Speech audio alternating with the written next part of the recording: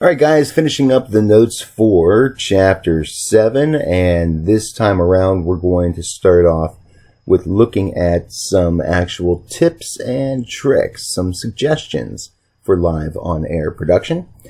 Considering operation of the console, here's one thing to keep in mind: zeroing out your faders. When an audio source is not in use, pot down the fader and turn the fader off. This is especially true of the microphone. Make sure that if you are not intending to speak into the microphone, that you pot that microphone down and you turn it off, so that certain things that you may say when you don't think the microphone is on the air, you don't, by mistake, put out over the air. You want to establish a routine when you're in the studio. However you choose to run the console, you want to make sure that you do it consistently. Build up a pattern, something that you can almost kind of think of as when you go into the studio and you do things, they wind up being second nature, that you don't really have to stop and think about it. It's just a force of habit that you do these certain things, so that it doesn't become this hard of a conscious sort of decision whenever you're in the studio. You want to get into the habit of always checking to make sure that the mic is not up on the console before you say anything, because again, you don't want things to get out over the air that you don't intend to. In particular, get into the habit of not cussing when you're in the studio. Might be a good habit to not cuss when you're in the station overall, if you can manage that. But you never want to swear when you're in the radio station studio. Let out an obscenity and you could wind up costing the station a fine from the FCC. And let's be honest, if you make the station pay money to the FCC, your job could be in jeopardy. So you want to make sure of whether that microphone is hot or not. In addition to the cussing aspect, if you say something on a hot mic that could potentially offend listeners, advertisers, what have you, that also is not something that would bode very well for you. If your station uses a routing switcher to send inputs to the air console, make sure that you take the time to put all inputs back into their normal slates. Many times, the normal practice for when someone uses a studio is to know what the expected layout of the studio is for the next person that comes in, and to have the board set up in such a fashion. If we're talking about a production studio, generally we pot everything down, turn everything off, to make a nice clean board for the next person to come into. Planning in advance. Have as many elements ready to go and as much content prepared for air as possible.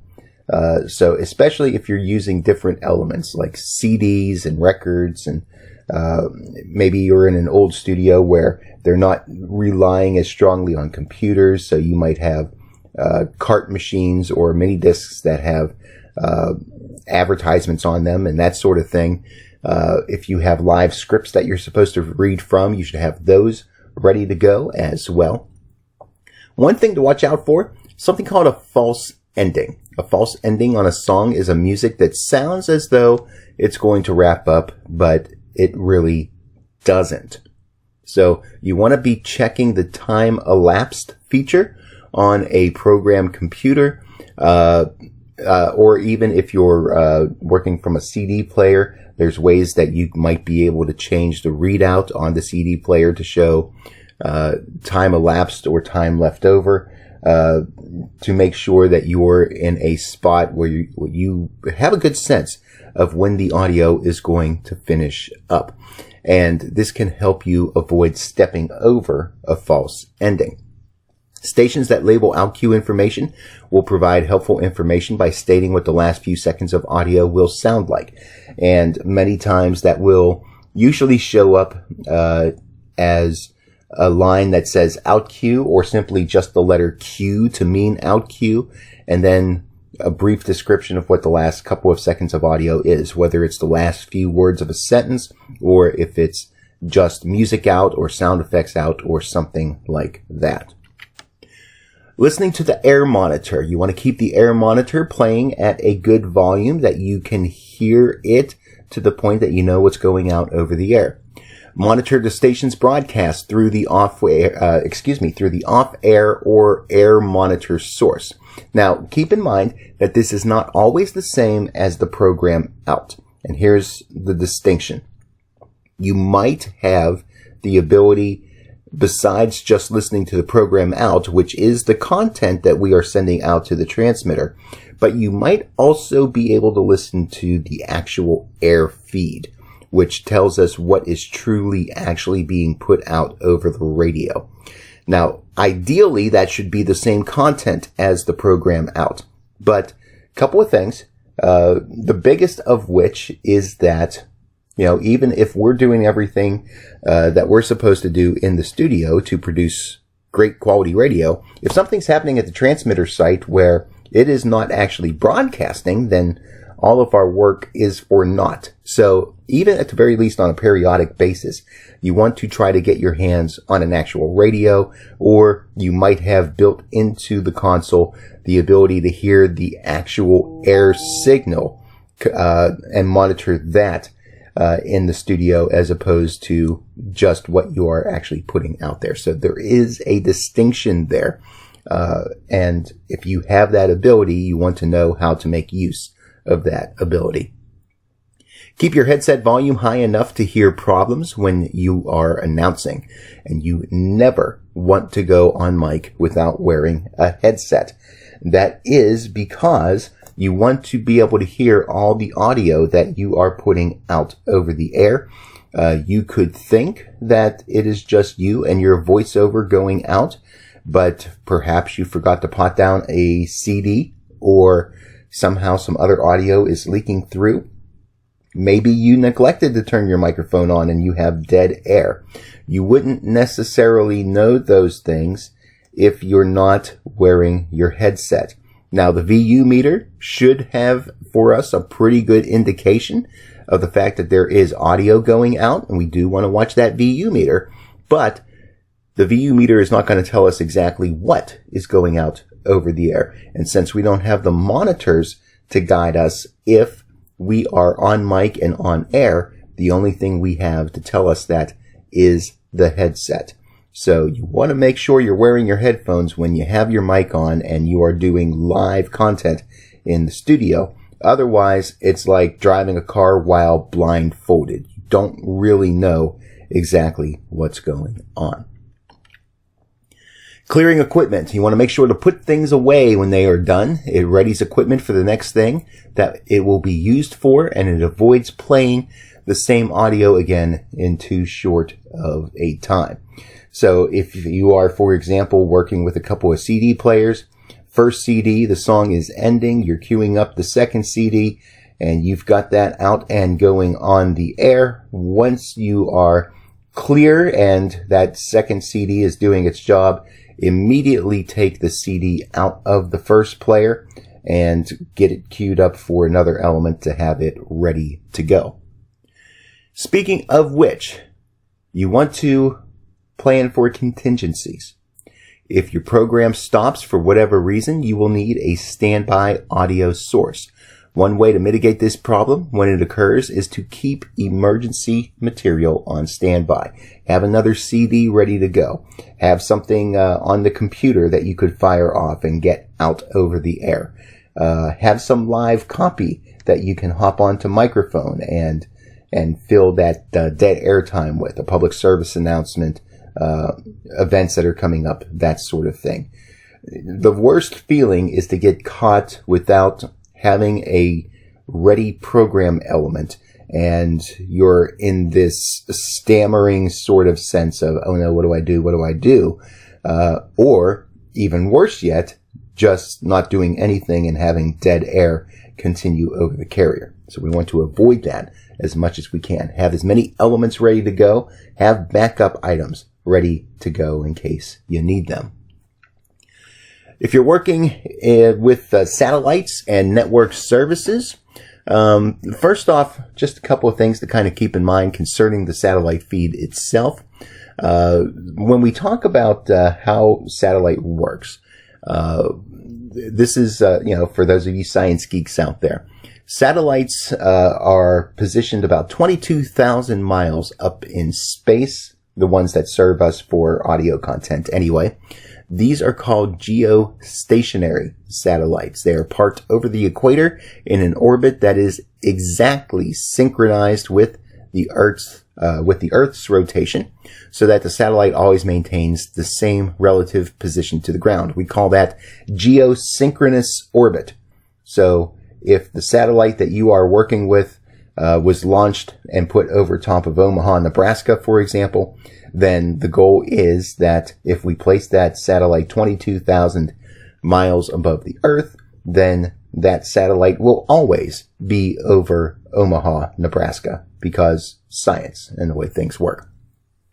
Back on Earth, the local station receiving the signal uses a downlink, and that would be in terms of a satellite dish, often located on station property, to bring the signal to a transponder, which is a device that tunes in the correct channel for the desired programming and converts the signal back to audio. You can think about it like if you have a cable box at home that helps you to be able to find the channel that you want to watch.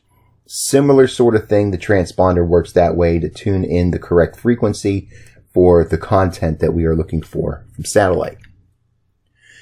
When you're programming from satellite, now a couple of things here. There's some terminology that the book uses. I differ a little bit on that terminology, so you want to kind of keep that in mind as we go through this particular section. If you are talking about complete programming coming from satellite, whether it's a music format, a sports format, that sort of thing. Now, some stations will just air that content 24/7. A couple of our local stations in Sanford, WWGP and WFJA, whenever you're listening to the music formats that come across, that 99% of the time is coming from a satellite-fed service. If we're talking about the talk environment or the sports environment, there's a few networks that offer 24-hour talk content out there as well. Individual programs, various talk shows and music programs are fed to stations via satellite. This can be individual talk shows like Glenn Beck or Sean Hannity or Rachel Maddow. You also have the Breakfast Club and various other national morning shows that provide their shows to stations all over the country. This would also include content like Bobby Bones and Steve Harvey and some of those other morning radio shows. And Country Countdown and American Top 40 would be show content that would also be delivered nationally via satellite. Short form content, such as news reports and segments, features, vignettes. Now, you may also find that there's all sorts of different things that could be delivered via satellite in this form. Lifestyle reports, business updates, commentaries from nationally known commentators, and of course, your national news updates from places like CBS and NBC. So you've got these different types of programs that all are available from satellite. Online and CD services, downloading programs from FTP or File Transfer Protocol, makes programming available to stations without satellite downlinks. There'll be a special URL that a station will be given, and they can go and access content from that particular place, either downloading from a web browser or from some sort of aggregate program like FileZilla or something like that. Clips and segments are easily downloadable, and that makes it nice and convenient for the station to be able to work with and then integrate into its automation system, or to even burn onto a CD or record onto some sort of a tape or something like that.